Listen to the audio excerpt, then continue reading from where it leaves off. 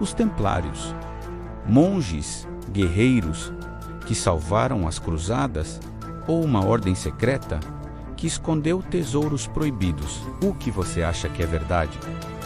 Deixe sua opinião aqui nos comentários. Hoje, vamos mergulhar fundo na história para separar os fatos das lendas.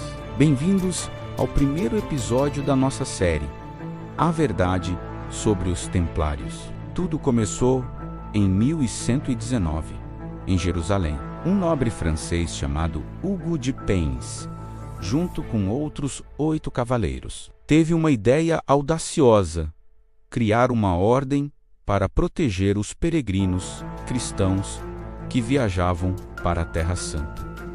A estrada para Jerusalém era perigosa, cheia de bandidos, e esses homens se dedicaram a torná-la segura. Eles eram conhecidos como os pobres cavaleiros de Cristo e do Templo de Salomão, ou, como ficaram famosos, os Cavaleiros Templários. A princípio, eles eram poucos e dependiam de doações. Viviam com votos de pobreza, castidade e obediência, como monges, mas também eram guerreiros de elite. Sua sede ficava no Monte do Templo, em Jerusalém, um local sagrado que deu origem ao nome da ordem. 20 anos depois, em 1139, algo mudou drasticamente. O Papa Inocêncio II emitiu uma bula papal, Avesis Hominidatatum Optimum. Esse documento foi um divisor de águas. Ele colocou os templários diretamente sob a autoridade do Papa, isentando-os de pagar impostos locais e de obedecer a reis e bispos. De repente, eles se tornaram uma força multinacional, intocável, respondendo apenas a Roma. Essa autonomia deu a eles um poder sem precedentes para a época e foi a base para o império que eles construiriam. Com o apoio da Igreja, a ordem começou a receber doações massivas de terras, castelos e dinheiro de nobres por toda a Europa, que queriam apoiar a causa sagrada e, claro, garantir um lugar no céu. Com essa riqueza e autonomia, os templários não demoraram a expandir suas operações muito além da simples proteção de peregrinos. Durante o auge das cruzadas, eles se transformaram nos maiores banqueiros da Europa. Imagine só, um nobre precisava viajar para a Terra Santa, mas levar grandes quantidades de ouro e prata era extremamente arriscado. Os templários criaram uma solução genial. O nobre depositava seu dinheiro em uma comenda templária em Londres ou Paris e recebia uma carta de crédito cifrada. Ao chegar em Jerusalém, ele apresentava essa carta em outra comenda e retirava o valor correspondente. Era basicamente o primeiro sistema de cheques internacionais da história, uma inovação financeira revolucionária. Eles não pararam por aí. Com essa rede de comendas espalhada por toda a Europa e Oriente Médio, eles administravam fortunas, concediam empréstimos a reis e papas e até gerenciavam propriedades. Eles construíram fortalezas imponentes, como o Convento de Cristo em Tomar, Portugal, que era tanto um centro militar quanto administrativo. Sua influência era tão grande que a sua frota naval no Mediterrâneo chegava a rivalizar com a de potências marítimas como Gênova e Veneza. O historiador Malcolm Barber resumiu bem: eles eram, de fato, os banqueiros da Europa. Essa combinação de poder militar, religioso e financeiro transformou uma pequena irmandade de cavaleiros em uma das organizações mais poderosas do mundo medieval. É claro que tanto poder e riqueza geraram suspeitas e lendas. Mitos sobre tesouros escondidos,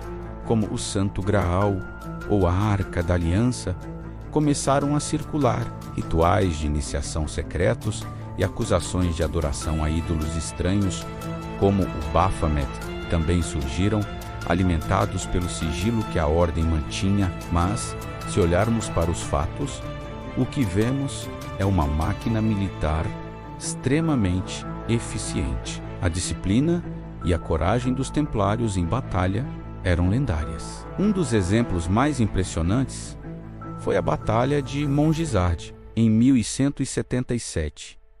Um exército cristão minúsculo, com cerca de 500 cavaleiros templários, enfrentou uma força gigantesca de mais de 20.000 soldados liderados pelo famoso Saladino. Contra todas as probabilidades, os templários lideraram uma carga devastadora que resultou numa vitória cristã espetacular. Porém, essa mesma eficiência e a riqueza acumulada plantaram as sementes da sua destruição. Reis e nobres, que antes eram seus aliados, agora deviam enormes quantias à ordem e começaram a olhar para os templários com inveja e desconfiança. As vitórias no campo de batalha eram inegáveis, mas as acusações, mesmo que infundadas no início, começaram a manchar sua reputação. O debate entre a imagem do herói cristão e a do banqueiro ganancioso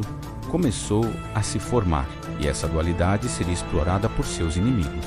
Era uma questão de tempo, até que alguém decidisse que os templários eram poderosos demais para continuar existindo. Os problemas não eram apenas externos. Internamente, a ordem enfrentava suas próprias contradições. O voto de pobreza individual dos cavaleiros contrastava brutalmente com a imensa riqueza coletiva da organização. Como um cavaleiro que não podia possuir nem mesmo uma moeda de prata, pertencia a uma ordem que emprestava dinheiro a reis. Essa tensão gerava conflitos morais e abria brechas para críticas. Externamente, o cenário também estava mudando. A perda de Jerusalém para as forças de Saladino em 1187 foi um golpe devastador para o mundo cristão e, especialmente, para a missão original dos templários. Se não havia mais peregrinos para protegerem Jerusalém, qual era o propósito da ordem? Sua razão de existir foi questionada. Ao mesmo tempo, sua influência financeira os tornou uma ameaça para monarcas que buscavam centralizar o poder. Um exemplo claro é o rei Filipe IV da França, conhecido como o Belo. O reino francês estava profundamente endividado com os templários, e Filipe via a ordem como um estado dentro do estado, uma entidade poderosa e autônoma que desafiava sua autoridade. Ele não era o único.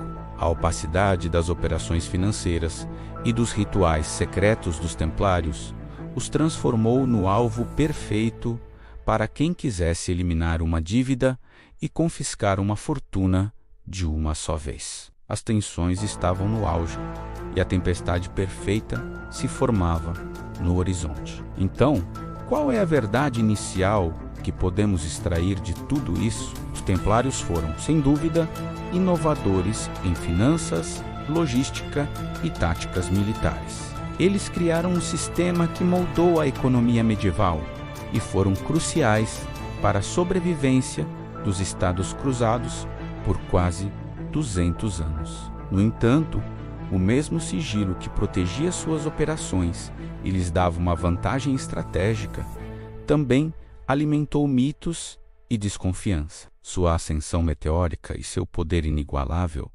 geraram inimigos poderosos. Então, na sua opinião, eles eram heróis das cruzadas, pioneiros de um sistema bancário global ou uma elite que se corrompeu pelo próprio poder? Compartilhe o que você pensa aqui nos comentários. Essa foi a primeira parte da nossa série Templários, Guardiões Secretos. Aqui no Horizontes da História, nosso compromisso é explorar o passado com base em fontes históricas de forma séria e sem sensacionalismo. Muito obrigado por nos acompanhar nesta jornada. Se este vídeo desmistificou alguma coisa para você, inscreva-se no canal. Ative o sininho para não perder os próximos episódios e deixe o seu like para apoiar nosso trabalho. Na parte 2, vamos mergulhar de cabeça em um dos maiores mistérios de todos os tempos. Ouro Escondido. Vamos investigar as pistas sobre os tesouros que podem ter sobrevivido à queda da Ordem. Qual segredo templário você mais quer ver desvendado? Comente aqui embaixo. Até a próxima!